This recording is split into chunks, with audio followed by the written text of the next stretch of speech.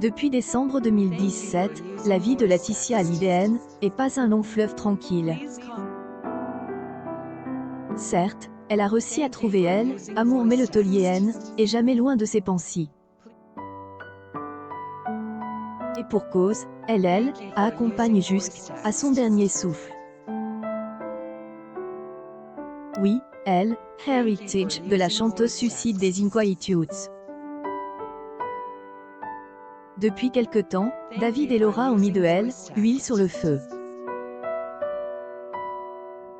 Nous pensions que, après elle, arrangement, tout rentrerait dans elle, ordre. Nous avions tout faux. Avec le fisc, elle, idole des jeunes, a laissé une ardoise estimée à plusieurs millions d'euros. Comme des habitudes, dès qu'il y a un rebondissement, vous pouvez compter sur ton Meg pour vous en parler. Juste avant d'arriver au dernier, notre équipe le prend de haut. C'est parti, accrochez-vous, qu'elle va secouer. Quand les agents du Trésor public découvrent l'existence de transferts d'argent entre sociétés de artistes, ils tombent des nues. En tout cas, ce qui est sûr, c'est qu'il y a presque une décennie. Selon elle, enquête menée, il laisse agirer des gains de la tournée, arrêtez là. La SEP du même nom a transféré cet argent à la SARL Navajo. Croisillons une jaune bisou. Continuons cette jolie chaîne de solidarité pour les enfants de la bonne toilière si fière d'être femme de ses droits d'auteur @clarinfr pic.twitter.com/wvtskrzrqa. Cette fois, le destinataire était la SCISLJ. Cette dernière collecte des fonds et décide ensuite. Et c'est là que le bas blesse car elle appartient à Laetitia Hallyday et à son haine. Elle était chargée d'acheter la fameuse maison de Marne-les-Coquettes et autres biens de valeur. Comment se fait-il que cette somme ait atterri dans la famille de Johnny? De leur côté, les avocats du chanteur ont immédiatement réagi. Cet argument du prêt non imposable ne passe pas auprès du fisc. Au cours de enquête, les agents posent de nombreuses questions troublantes et établissent le scénario suivant. Dans un premier temps, ils ne comprennent pas la raison de ce transfert puisque les deux sociétés n'ont aucun lien commercial ou capitalistique. À occasion de la sortie du coffret, mon nom est Johnny, dit à la tourne américaine de Johnny, @LHALLYDAY en RTL sur les traces de Johnny à la https://t.co/8lkn1t6i9c RTL France December 9, 2021. De plus, en analysant plus attentivement les taux d'intérêt, il constate qu'il était particulièrement avantageux. Cette situation est évidemment suspecte.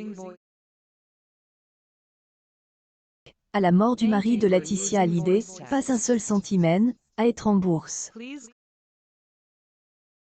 Et oui, il ne manquerait plus que la famille se paye un loyer. Une publication partagée par Laetitia Hallyday. Le verdict du fisc est sans appel. Il ne agit pas un prêt mais bien argent de tourne par Johnny. Résultat des courses, cette fameuse somme sera imposable à 15,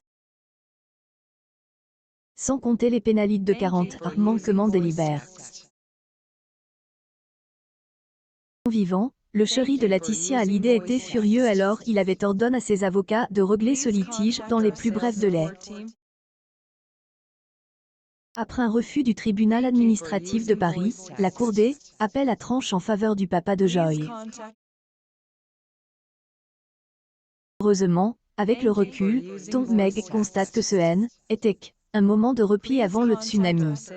En rendant leur verdict en faveur de Johnny, en outre, il aurait fallu faire appel à un conseiller fiscal pour avoir son avis sur affaire un recouvrement.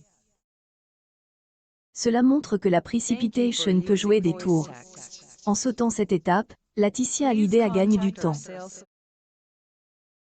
détermine à récupérer cette somme, le fisc a saisi le Conseil des États. Fois, tout se retourne contre la veuve de Johnny Hallyday. Est un drame qui se joue. Elle avait vraiment, elle, intention de tout recommencer avec Jalil Esper. Elle a même proposé au fils de ce dernier de venir étudier aux États-Unis avec ses 2 princesses. Faire vivre correctement ce petit moment, il faut un peu d'argent à cote. Bref, face à ce malnomme du tribunal administratif, son dossier sous le bras, elle est sommée de revenir au point de départ. Et, qu'a fait vraiment mal à la teuté. La suite dans le prochain numéro de ton Meg.